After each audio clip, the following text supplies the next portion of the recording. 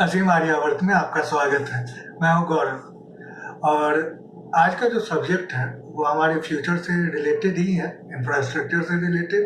तो जो अभी बात चल रही है क्लाइमेट चेंज की और इस तरह की बातें, उसमें रोड ट्रांसपोर्टेशन पे काफ़ी ज़्यादा एम्फेसिस दिया जा रहा है।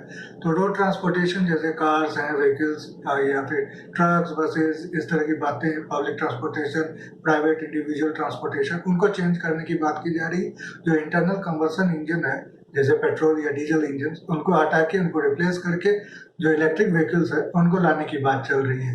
तो इस बारे में हम आज बात करेंगे।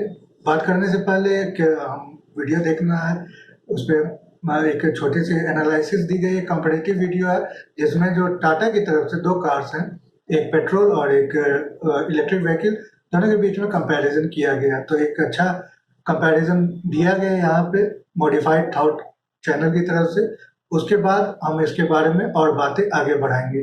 तो चलिए पहले वीडियो देखते हैं, और उससे पहले मेरी आपसे रिक्वेस्ट रहेगी कि चैनल को सब्सक्राइब करें, वीडियो को लाइक करें और साथ में बेल आइकन को जरूर प्रेस कर दें ताकि आपको नोटिफिकेशन मिलती रहे जब भी मैं कोई नया वीडियो अपलोड करूं। तो चलिए चलते हैं, पहले वीडियो देखते हैं, उसके बाद इसके बारे में चर्चा करेंगे। क्या आप भी प्लान कर रहे हैं कार लेने का, लेकिन कंफ्यूज है इलेक्ट्रिक कार ली जाए या फिर पेट्रोल डीजल कार? तो आज की इस वीडियो में हम करेंगे दोनों ही कार्स का ऑन रोड प्राइस से लेकर 5 साल की रनिंग कॉस्ट और मेंटेनेंस कॉस्ट का प्रैक्टिकल कंपैरिजन। और जब आप 5 साल का प्रैक्टिकल कंपैरिजन देखेंगे तो आप शॉक होने वाले हैं। नमस्कार दोस्तों, स्वागत है आपका मॉडिफाइड थॉट्स पर। और पेट्रोल की रेट्स को देखते हुए लगता है कि हमें भी मॉडिफाई होने की काफी जरूरत है। तो दोनों ही कार्स की ओनरशिप कॉस्ट कंपेयर करने से पहले दबा दीजिए सब्सक्राइब बटन और बेल आइकॉन ऐसे ही इंफॉर्मेटिव वीडियोस देखने के लिए। जैसा कि हम सभी जानते हैं कि पेट्रोल प्राइसेस काफी बढ़ गई है, लेकिन उसके साथ ही ईवी कार्स की सेल भी अच्छी खासी बढ़ चुकी है। अब जिनके पास ऑलरेडी एक पेट्रोल या फिर डीजल कार है, उनके लिए एक नई ईवी कार खरीदना डेली कम्यूट के लिए काफी इकोनॉमिकल और प्रैक्टिकल भी है। लेकिन कई सारे ऐसे लोग हैं जो इलेक्ट्रिक कार को एज अ प्राइमरी कार खरीदना चाहते हैं, लेकिन वो काफी कंफ्यूज भी है। तो आज के वीडियो में आपका ये सारा कंफ्यूजन दूर होने वाला है। वीडियो में हम एग्जांपल के तौर पर लेने वाले हैं टाटा नेक्सॉन ईवी, जो भारत में सबसे ज्यादा बिकने वाली ईवी कार है। इसका कंपैरिजन करेंगे हम Tata Nexon petrol automatic top end variant से। तो चलिए कंपैरिजन स्टार्ट करते हैं अप फ्रंट कॉस्ट से। टाटा नेक्सॉन ईवी की एक्स शोरूम प्राइस है 16,40,000 रुपए। तो वहीं Tata Nexon automatic top end variant की प्राइस है 11,46,000 रुपए। आरटीओ चार्जेस की बात की जाए तो ईवी पर आपको लगते हैं सिर्फ 5,000, वहीं पेट्रोल कार पर आपको आरटीओ चार्जेस देने पड़ेंगे 1,46,000। ज्यादा खुश मत होइए, इंश्योरेंस चार्जेस की बात करते हैं। ईवी के इंश्योरेंस पर आपको देने पड़ते हैं 1,07,000, तो वहीं पेट्रोल पर आपको देने पड़ते हैं 56,000। ये अलग बात है कि बाद में थर्ड पार्टी इंश्योरेंस के लिए आपको 15% डिस्काउंट मिल जाता है ईवी कार्स पर। तो दोनों कार्स की ऑन रोड प्राइस कंपेयर की जाए तो ईवी के लिए आपको देने पड़ते हैं 17,69,000, तो पेट्रोल के लिए आपको देने पड़ेंगे 13,59,000। इसी के साथ ईवी कार खरीदने पर आपको 1.5 लाख का इनकम टैक्स डिडक्शन क्लेम कर सकते हैं लोन पेमेंट होने पर। Let's talk about running cost. अगर आप टाटा पावर चार्जिंग स्टेशन से फास्ट चार्ज करवाते हैं तो 15 मिनट्स के लिए लगभग 112 रुपीज चार्ज होता है, यानी approx 18.56 rupees per kilowatt. Nexon की बैटरी तो आपको पता है 30 किलोवाट की है। ज्यादातर इंडियंस प्रीफर करेंगे वॉल बॉक्स चार्जर के साथ घर पर चार्ज करना। नेक्सॉन को फुल्ली चार्ज करने के लिए लगभग 8 घंटे लगते हैं। एवरेज होम इलेक्ट्रिसिटी की कॉस्ट हम पकड़ेंगे 10 रुपीज पर यूनिट। बैटरी है 30 kWh की, तो कॉस्टिंग आएगी 302 रुपीज। पेट्रोल वेरिएंट की बात करें तो 44 लीटर्स का पेट्रोल टैंक है। 100 रुपीज के हिसाब से भी कैलकुलेशन करते हैं तो होते हैं 4,400 रुपीज। अब दोनों कार्स के लिए ARAI द्वारा जो माइलेज फिगर्स है वो हम लेते हैं। टाटा नेक्सॉन पेट्रोल AMT के लिए 16 किलोमीटर पर लीटर का माइलेज मिलता है, तो पर किलोमीटर कॉस्टिंग आती है 6.25 रुपीज पर किलोमीटर। ईवी के लिए वन चार्ज 312 किलोमीटर का माइलेज डिक्लेयर किया है ARAI ने, तो यहाँ पर कॉस्टिंग आती है 0.97 रुपीज पर किलोमीटर।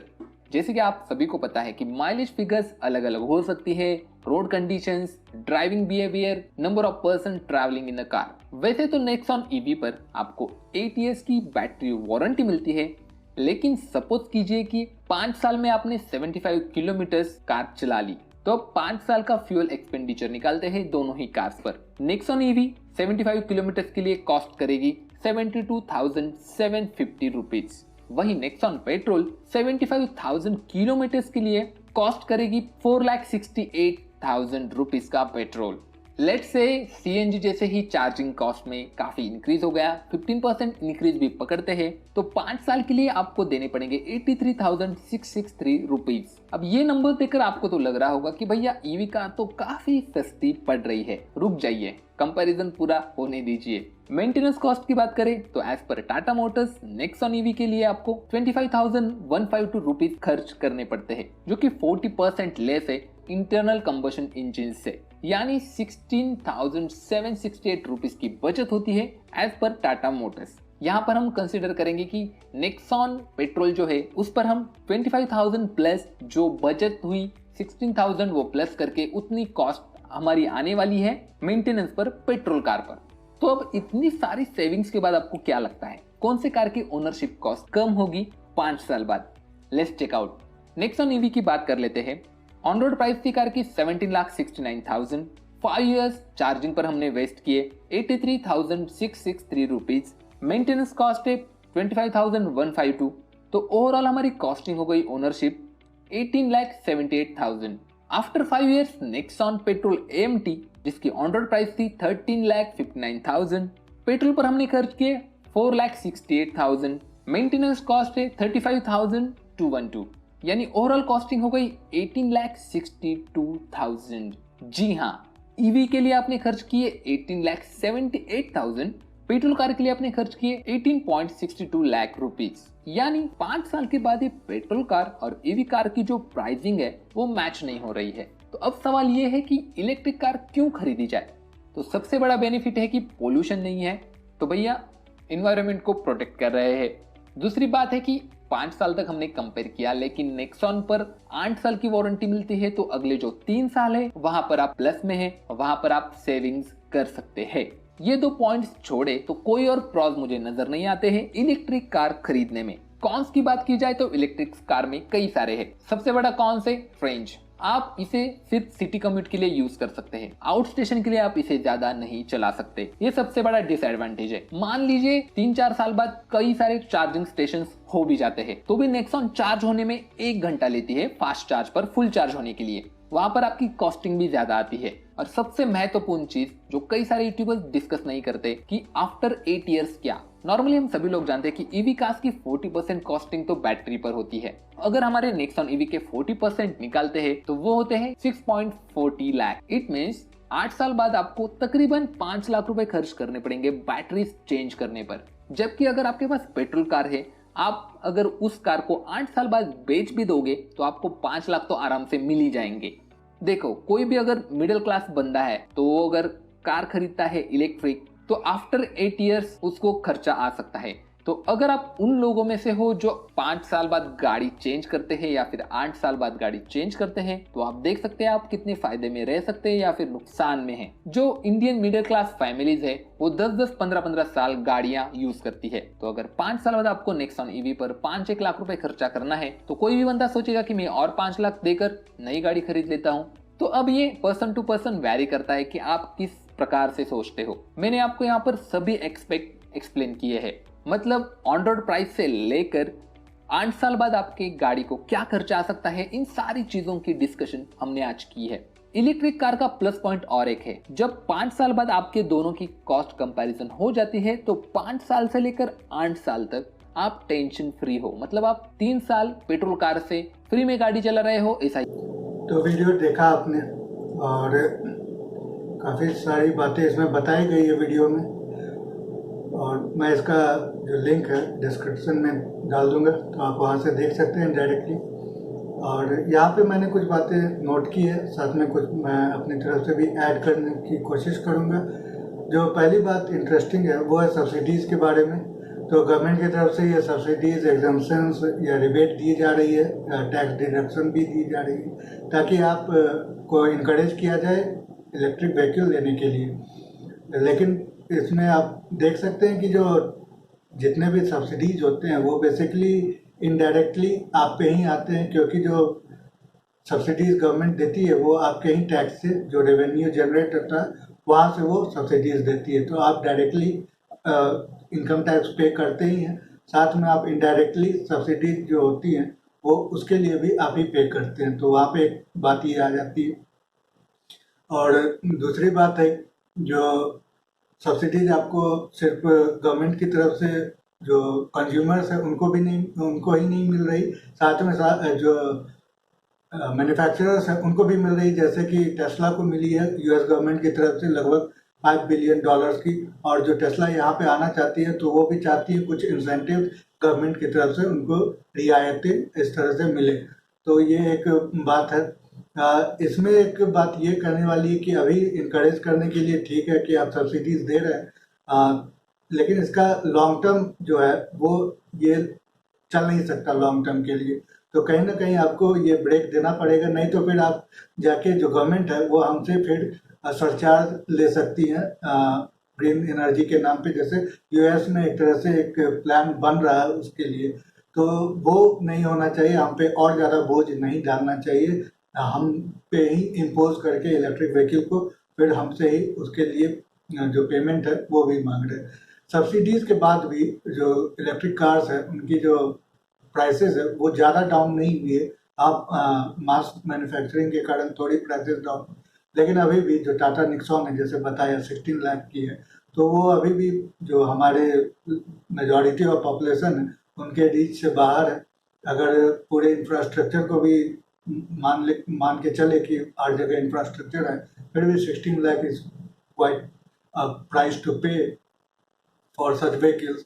आपने जो पेट्रोल की ब्रांड देखी वो 11-12 लाख के बीच में है, और वो टॉप एंड मॉडल है। तो इसीलिए ये आपका बेसिक एंट्री होगी इलेक्ट्रिक व्हीकल में अगर आप 16 लाख खर्चा करते हैं। तो इसीलिए मिडिल क्लास के लिए जो आप करना चाह रहे हैं तो उसमें आपको और ज़्यादा इन जो इलेक्ट्रिक व्हीकल्स है उनके प्राइसेस कम करने होंगे। लेकिन इनकी भी एक लिमिट है। जो लिथियम आयन बैटरी है वो उस पर जो रिसर्च चल रहा है वो लगभग 40 ईयर्स से चल रहा है, और अभी भी जो एफिशिएंसी है वो जो मतलब स्टोरेज है या फिर चार्जिंग का टाइम लगता है उसमें अभी भी ज़्यादा कुछ फर्क नहीं पड़ा है। जो अभी भी चार्जिंग है वो लगभग 10 आवर्स लगते ही लगते हैं, चाहे कितनी भी अच्छी बैटरी कितनी भी इफिशियंट बैटरी क्यों ना हो, जैसे टेस्ला की है। अगर होम चार्जिंग करते हैं तो आपको 10 आवर्स स्लो चार्जिंग पे लगना ही है। और जो नॉर्मल पीपल हैं उनको भी होम चार्जिंग में आपको एक पोर्ट इंस्टॉल करना ही पड़ेगा घर में, तो उसमें भी थोड़ा सा एडिशनल खर्चा आना है। लोग कह रहे हैं कि सन सोलर पैनल को लेके उस पर भी गवर्नमेंट सब्सिडी दे रही है, तो वो एक तरह से सॉल्यूशन हो सकता है। फिर वो अपने आप खुद ही पे कर लेगा, एक तरह से आपको फ्री इलेक्ट्रिसिटी मिल जाएगी उसमें। लेकिन फिर आपको 10 आवर्स का वेट करना पड़ेगा ओवरनाइट जो है चार्जिंग के लिए। दूसरा जो है वो फास्ट चार्जिंग में भी 1 घंटा लगना ही लगना है, तो वहाँ पे भी एक प्रॉब्लम है। तो इसके कारण जो कम्यूट है वो बेसिकली सिटी के अराउंड ही होना होगा, अभी भी लिमिट है। आप जर्नी अगर बाहर करना चाहते हैं लॉन्ग जर्नी जैसे, तो उसमें भी आपको एक point A to point B journey रखनी होगी, क्योंकि उसमें कोई ज़्यादा फ्लेक्सिबिलिटी आप ला नहीं सकते। आपको ये देखना होगा कि कहाँ कहाँ आपके पोर्ट्स हैं, फास्ट चार्जिंग हो या नॉर्मल भी अगर पोर्ट हो, तो उसको कंसिडर करके ही आप जर्नी प्लान कर सकते हैं। पेट्रोल या डीजल कार में ऐसी प्रॉब्लम्स नहीं होती है। आपकी जो हर जगह पेट्रोल पंप्स हैं अवेलेबल है, साथ में चाहे कैसे भी वो हो, बस आपको एक पंप की ज़रूरत है पेट्रोल को निकालने के लिए जो स्टोरेज में है, और आप आगे जा सकते हैं। तो एक तरह से ज़्यादा फ्लेक्सिबिलिटी है। रूरल कंडीशन में जो है ईवी का थोड़ा सा प्रॉब्लम लिमिटेशन आ जाती है। तीसरा है जो 8 ईयर्स की वारंटी जैसे उन्होंने बताया। तो आप सेकेंडरी अगर ईवी खरीदते हैं, अगर आपके पास एक्स्ट्रा मनी है, आप इतना स्पेंड कर सकते हैं, तो आप के लिए ये फायदेमंद होगा कि आप ईवी ले सकते हैं। और फिर हो सकता है कि 8 साल 10 साल आपने यूज़ किया फिर उसको बेच दिए, या फिर जो बैटरी है वो रन आउट कर जाएगी 8 साल 10 साल के बाद। अगर बैटरी रन आउट करती है तो सबसे ज़्यादा जो महंगा पार्ट होता है ईवी का वो बैटरी ही है। अगर आप नई बैटरी लेते हैं तो आपको उतना ही लगभग चार्ज लगेगा जो अगर आप नया कार ले सके, या फिर जो रिसेल वैल्यू होगी वो काफ़ी कम होगी। अगर आप पेट्रोल व्हीकल को देखें तो उसमें ऐसी प्रॉब्लम नहीं है। अगर आपने मेंटेनेंस ठीक किया तो आपको ठीक ठाक दाम मिल जाएंगे।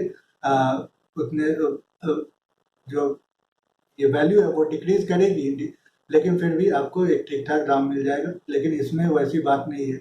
आपको एक नई बैटरी के बदले आप नई कार ही ले सकते हैं। जैसे मोबाइल में आजकल जनरली चल रहा है ये कि हर एक साल नया एक मॉडल आता है और लोग नए मॉडल ले लेते हैं। लेकिन मोबाइल अभी भी 1000 रुपये के मतलब 10,000 15,000 के अंदर में एक मिल जाता है।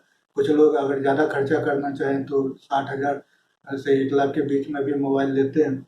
लेकिन फिर भी कार जो है 16 लाख है, तो आप हर साल या हर 8 साल में ऐसा नहीं कर सकते। जो मेजॉरिटी पॉपुलेशन की बात मैं कर रहा हूँ, तो ये एक प्रॉब्लम है। सेकेंडरी कार जैसे मैं बताया, क्योंकि अगर प्राइमरी कार अगर ईवी हो तो हो सकता है कि इमरजेंसी के दौरान आपने आपने चार्ज नहीं किया हो उतना, तो उसमें कुछ प्रॉब्लम हो सकती है कि आपको कोई और मीडियम लेना पड़ेगा। तो और जो है इसमें बातें, तो उसके बाद है कि पेट्रोल के बारे में। पेट्रोल का जो प्राइसेस है, ये एक रीज़न दिया जाता है कि पेट्रोल प्राइसेस काफ़ी बढ़ रहे हैं इसलिए ये ज़्यादा सुटेबल है। लेकिन पेट्रोल प्राइसेस जो है वो आर्टिफिशियली बढ़ाए जा रहे हैं। जैसे कि अमेरिकन गवर्नमेंट ने अपने जो अमेरिकन ऑयल प्रोडक्शन था उसमें कुछ लिमिट लिया है। जो पहले 2019 जो ट्रम्प एडमिनिस्ट्रेशन के दौरान ऑयल प्रोडक्शन हुआ करता था, उसके कारण जो ऑयल प्राइसेस थे वो काफ़ी नीचे आ गए थे। लेकिन अब बाइडेन एडमिनिस्ट्रेशन का जो फोकस है वो ग्रीन एनर्जी को लेके है, तो इसीलिए पेट्रोल प्राइसेस काफ़ी हाई हो गए हैं। और साथ में गवर्नमेंट के, हमारे इंडियन गवर्नमेंट या स्टेट गवर्नमेंट की तरफ से भी एक्साइज ड्यूटी, कस्टम ड्यूटी ये लगाए जाते हैं, टैक्सेस लगाए जाते हैं, तो उसमें भी प्राइसेस हाई होते ही। तो ये एक तरह से कहा जाए तो हमें डिस्करेज करने के लिए भी ये किया जा रहा है, प्राइसेस हैवी हाई कर दिया जा रहा है। लेकिन अगर इसका अल्टरनेट अगर अच्छा हो तो ठीक है, आप कर सकते हैं। लेकिन अभी भी जो इलेक्ट्रिक व्हीकल है इतना ज़्यादा प्रैक्टिकल नहीं हुए हैं जो हम रिप्लेस कर दें डायरेक्टली जो पेट्रोल कार है। ठीक है कि आपको कुछ बेनिफिट्स मिल रहे हैं, लेकिन इतना ज़्यादा फ्लेक्सिबिलिटी भी नहीं है या फिर प्रैक्टिकलिटी भी नहीं है जिसके कारण आप आराम से रिप्लेस कर सकते हो। तो ये कुछ प्रॉब्लम्स है जो मतलब मुझे समझ में आ रहे हैं। कुछ इसको कंसर्न्स हैं जो टैकल करने की ज़रूरत है।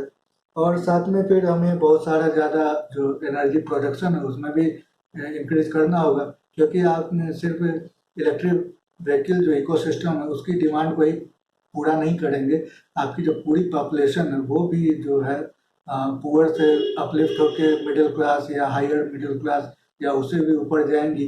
तो उसके कारण जो है अदर इलेक्ट्रॉनिक्स या इलेक्ट्रिकल सामान है, हाउस होल्ड जो है जैसे एसी, कूलर, ये टीवी, फैंस जो भी है उसमें भी इंक्रीज होगा। तो इसके कारण अगर पॉपुलेशन को हिसाब से देखें तो हमें और ज़्यादा, बहुत ज़्यादा एनर्जी की डिमांड होगी।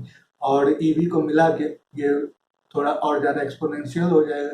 तो उसको भी मीट करने के लिए हमें ज़रूरत है कुछ इस तरह के इनोवेटिव सुझाव की। जो रिन्यूएबल एनर्जी की बात अगर मैं करूँ तो अभी भी उतना ज़्यादा ये नहीं है जो हम कह सके कि हम कार्बन इमिशन को कम कर सकते हैं अगर फ्यूचर में भी देखा जाए। अभी भी हमारी जो डिमांड है इलेक्ट्रिसिटी की वो 60% थर्मल पावर से आती है या कन्वेंशनल जो एनर्जी सोर्सेज है उससे आते हैं। और लगभग 30% के आसपास होगा जो कि रिन्यूएबल एनर्जी से, और न्यूक्लियर एनर्जी से मात्र 2%। तो मेरे हिसाब से जो रिन्यूएबल एनर्जी है उसमें अगर हम कितना भी देखें तो बहुत ज़्यादा उसमें इंसेंटिव्स लगाए जा रहे हैं। और काफ़ी ज़्यादा एरिया को कवर करके आप सोलर पैनल लगाते हैं तब आप जाके 1-2 टाउन या एक स्टेट में बिजली भेज सकते हैं, जबकि न्यूक्लियर पावर को उतना ज़्यादा ज़रूरत नहीं होती है। तो ये ऑप्शन मैं देख रहा हूँ कि रिन्यूएबल एनर्जी के लिए nuclear power is best option rather than getting into solar और विंड। उसमें भी आप कर सकते हैं, लेकिन आपकी लिमिटेशन वहाँ भी है क्योंकि कहा जाता है कि इंडिया में 300 डेज जो है वो सनशाइन रहती है, और बाकी जो 60 डेज है, 65 डेज है, उनका आपको ये करना पड़ेगा, डेफिसिट को कवर करना पड़ेगा। विंड एनर्जी में भी इस तरह के प्रॉब्लम्स आते हैं, तो इसमें भी एक कुछ बातें हैं जो कंसिडर करनी होगी। और कुछ सॉल्यूशन जो इलेक्ट्रिक व्हीकल को लेके या पेट्रोल व्हीकल को रिप्लेस करने को लेके, तो उसमें हम ये देख सकते हैं कि आप ग्रेजुअल तरीके से स्टेप बाय स्टेप अगर रिप्लेस करें तो ज़्यादा अच्छा है। स्क्रैपिंग मेथड जो है वो एक तरह से ठीक नहीं होगा कि आप इम्पोज कर रही ईवी को और बाकी जो है पेट्रोल व्हीकल्स है उसको स्क्रैप कर दिया जाए। आज सारे कंसर्न्स हैं क्लाइमेट चेंज को लेके या पॉल्यूशन को लेके, ये सारे कंसर्न, लेकिन आप ड्रास्टिक अगर मेजर लेते हैं तो उसके जो लॉन्ग टर्म इफेक्ट है वो कुछ ये हम अभी उसको समझ नहीं पा रहे हैं कि या उसका अभी कोई डेटा है नहीं, क्योंकि इलेक्ट्रिक व्हीकल का जो मास यूज है वो अभी स्टार्ट ही हुआ है, तो इसीलिए लॉन्ग टर्म इफेक्ट हम जान अभी उसको मतलब डेटा जो है वो अवेलेबल नहीं, इंफॉर्मेशन अभी अवेलेबल नहीं है, तो इसको भी लेके देखना होगा। तो इसके लिए ज़रूरी कुछ बातें हैं कि पहले तो न्यूक्लियर एनर्जी को अगर हम ज़्यादा करें तो इसके कारण जैसे जापान है या फ्रांस है, फ्रांस में 50% प्लस जो है वो न्यूक्लियर पावर प्लांट से ही आती है, तो वो एक बहुत अच्छा सोर्स होगा, एक अच्छा मीडियम होगा एनर्जी प्रोडक्शन का, लॉन्ग टर्म में काफ़ी ज़्यादा बेनिफिशियल चीप होगा। और फिर एथनॉल का जो मिक्सिंग है, जैसे सरकार की तरफ से आइडिया दिया गया है 50%, 20%, 15%, 20%, 30% ग्रेजुअल इंक्रीज, तो वो भी अच्छा है क्योंकि हमारे यहाँ शुगर केन की प्रोडक्शन काफ़ी ज़्यादा होती है, तो इसलिए फार्मर्स के लिए जो वेस्ट होगा वो हमारे लिए एथनॉल का जनरेशन कर सकता है, तो वो भी एक अच्छा सुझाव है। पावर टू गैस भी एक तरह से, इस तरह के काफ़ी ज़्यादा उपाय हैं। हाइड्रोजन या हाइब्रिड इकोसिस्टम, इस तरह से अलग अलग एनर्जी सोर्सेज जो बैटरी को ऑपरेट कर सके वो भी हमें देखना होगा। हाइड्रोजन फ्यूल सेल्स या जो आयरन वाला एक देखा जा रहा है कि जो लिथियम आयन बैटरी है उसको रिप्लेस कर सके लिथियम को आयरन से, तो इस तरह के काफ़ी इन्वॉल्वमेंट करने की मतलब इवॉल्व करने की ज़रूरत है, और इस तरह प्राइवेट और पब्लिक सेक्टर दोनों को इन्वॉल्व होना होगा, और फिर जाके हम देख सकते हैं कि maybe in future we can manage to have electric cars और समथिंग लाइक दैट, कि हम मैनेज कर सके हमारे जो पॉल्यूशन को कम करने के लिए और फ्यूल डिपेंडेंसी को भी कम करने के लिए। तो आज के लिए बस इतना ही। फिर एक नए टॉपिक के साथ फिर से हाजिर होऊंगा आपके सामने कुछ विचार मैं अपनी तरफ से रखूंगा। आज के लिए जो भी आपके रिएक्शन है, जो भी आपके कमेंट्स है, वो मेरे कमेंट सेक्शन में ज़रूर लिख भेजें, और उसके लिए प्लीज़ मेरे इस चैनल को सब्सक्राइब करें, वीडियो को लाइक करें और साथ में बेल आइकन को जरूर प्रेस कर दें ताकि जब भी मैं कोई नया वीडियो अपलोड करूं आपको नोटिफिकेशन मिलती रहे। तो आपसे विदा लेते हैं आज के लिए। नमस्ते, जय हिंद एंड वंदे मातरम।